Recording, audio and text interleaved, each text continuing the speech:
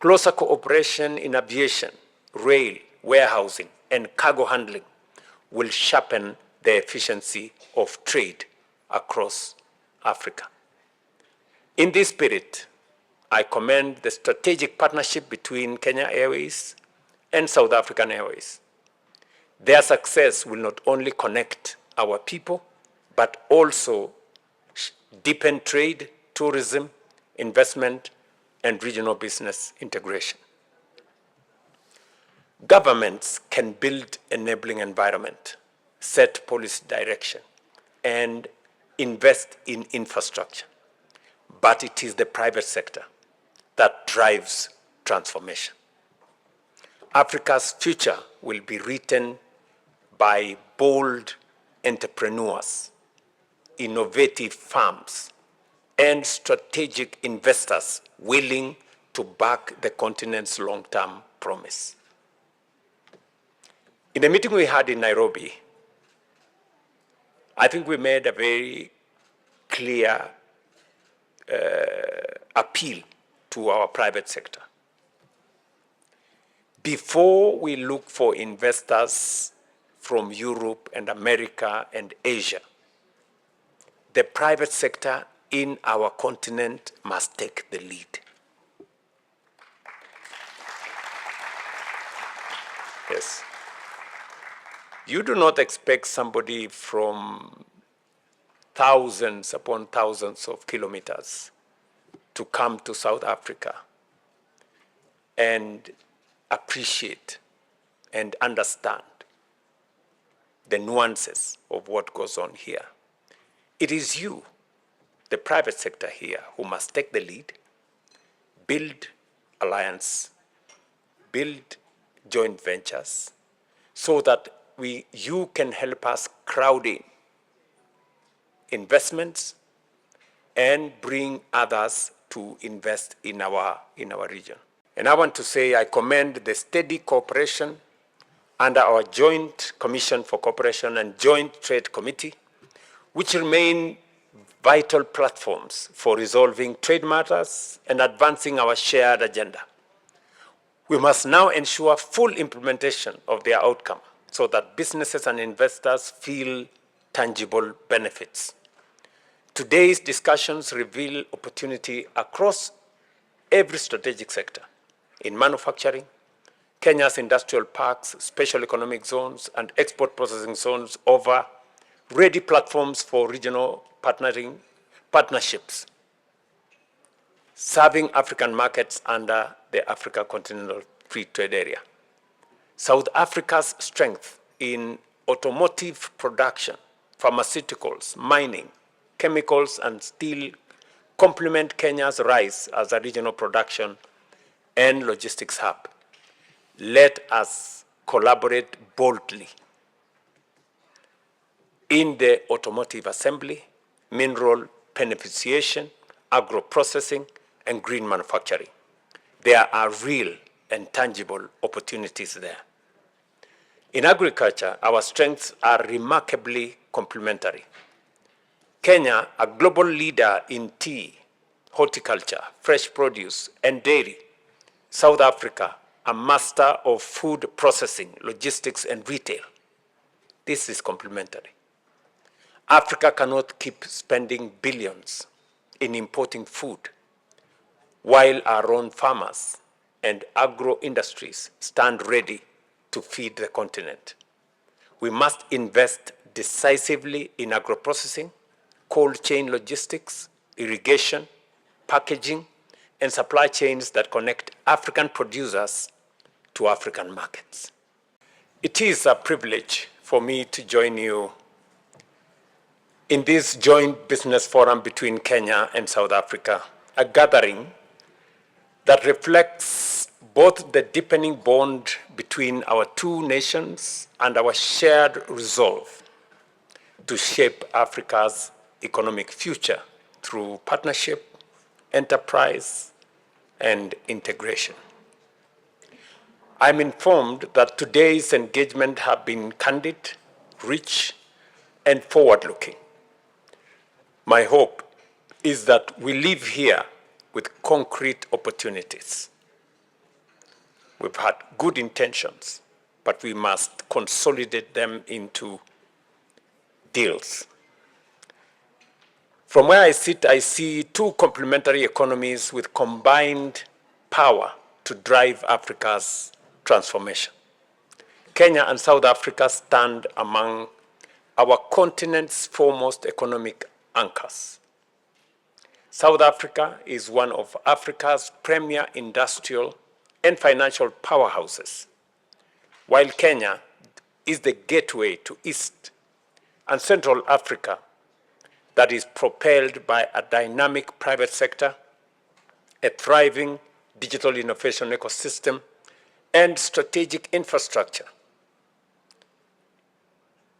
Our partnership advances steadily across trade, investment, tourism, aviation, and most importantly, manufacturing, financial services, ICT, and logistics. Your Excellencies, Kenya and South Africa are also poised to shape Africa's digital future.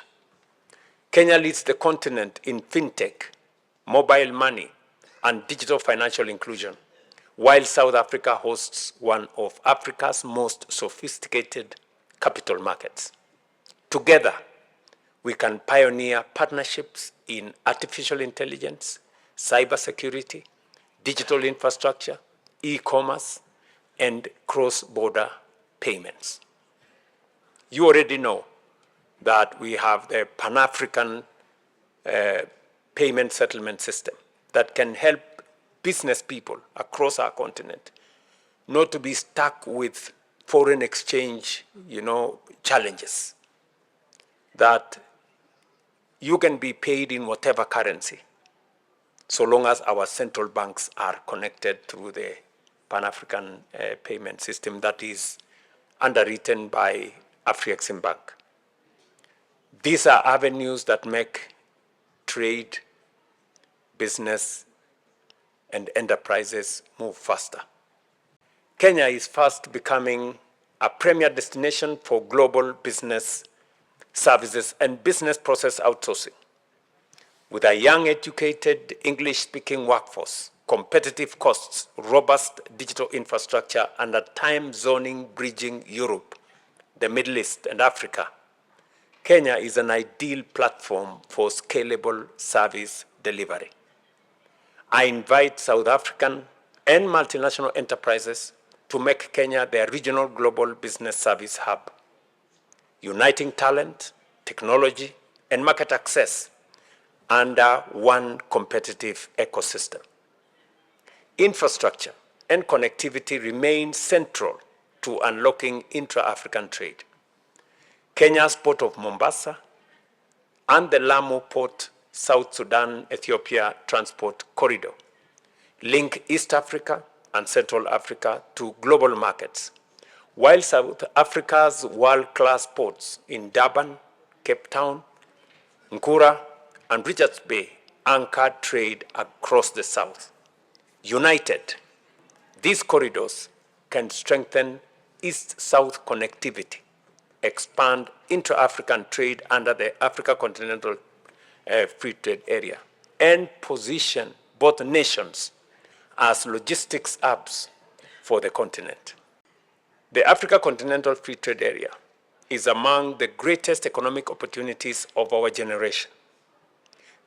The platform that will turn fragmented markets into a single, competitive bloc capable of industrializing our economies, attracting investment, and creating jobs. Listening to the private sector actors break down what is going on at the East African community, what is going on at SADC, what is going on in COMESA, and the coming together of the three blocs through the tripartite agreement, which came into force. But now we need greater implementation, acceleration actually of implementation. We have offered to host the headquarters in Kenya of the TFTA so that we can provide momentum and provide the ecosystem for the integration of our markets so that we can unlock this huge potential of 800 million people market. And we build, of course, into the bigger market of the Africa Continental Free Trade Area. Yet, intra-Africa trade remains far below global average. We've been given numbers here. Intra-Asian trade is at close to 60. Intra-European trade is close to 70. Intra-African trade is at 17. The region that has progressed the most in intra-regional trade is the East African community. But we're still way below where we should be.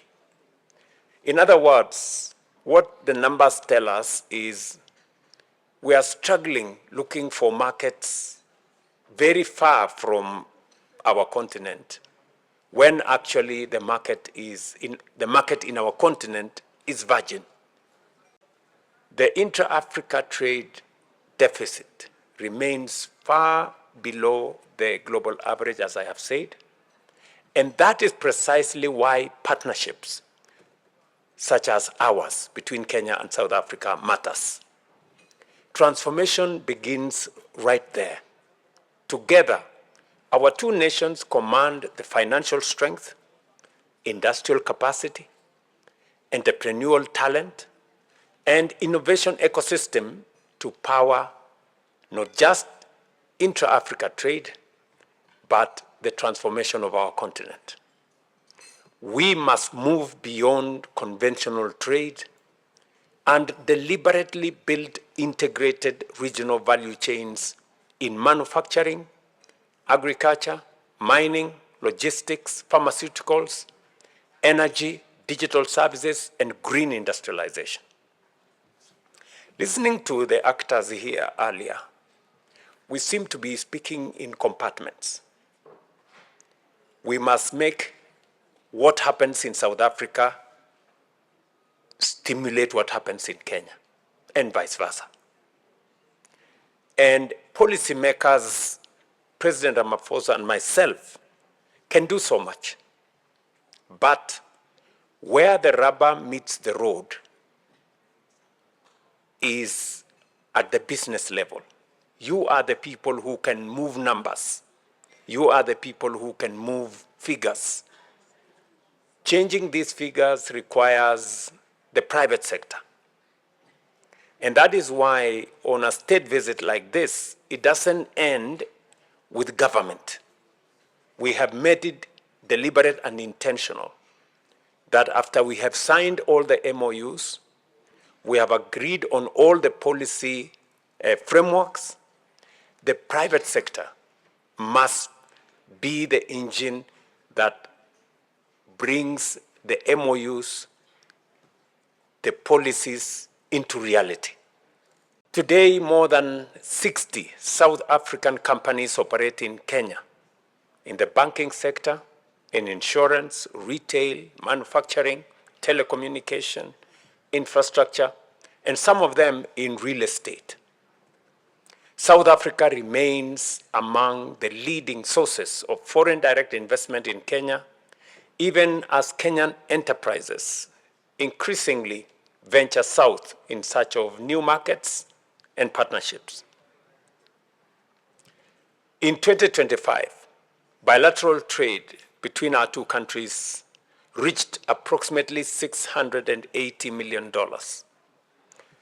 This is meaningful progress, but it is also a measure of how much potential remains untapped. Kenya supplies tea, coffee, horticulture, cut flowers, and some manufactured goods, while South Africa supplies machinery, vehicles, pharmaceuticals, steel, and industrial inputs. Such complementarity is the very foundation for a deeper industrial cooperation and shared value chains. We will continue to eliminate the barriers that impede trade between our two countries.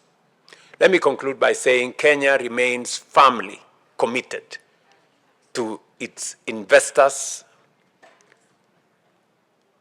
through reforms that ease doing business, strengthen investor protection, accelerate industrialization, and deepen regional integration.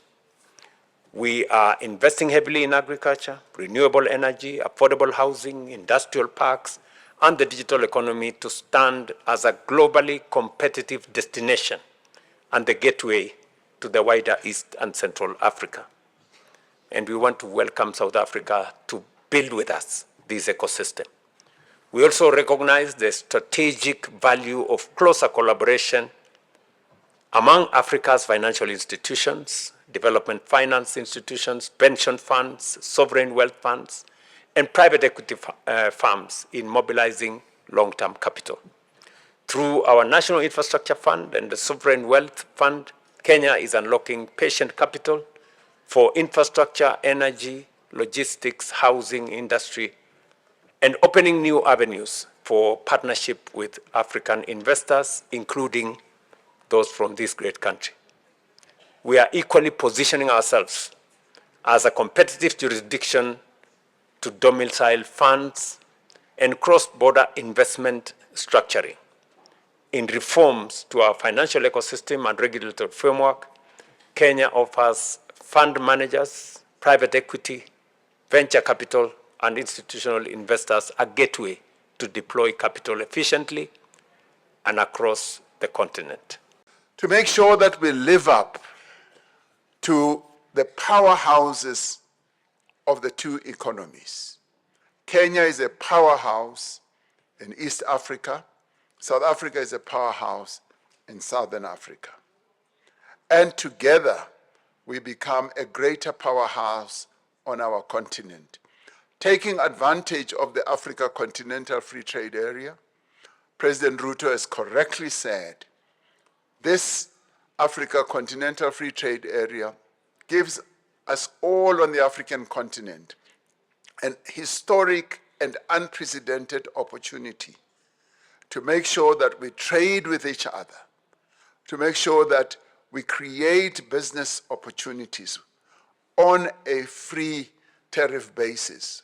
When I know as a businessman that I can go and sell something in Egypt, something that I make in Cameroon, and the movement of what I sell is going to be facilitated by this trade agreement, that should boost my business opportunities.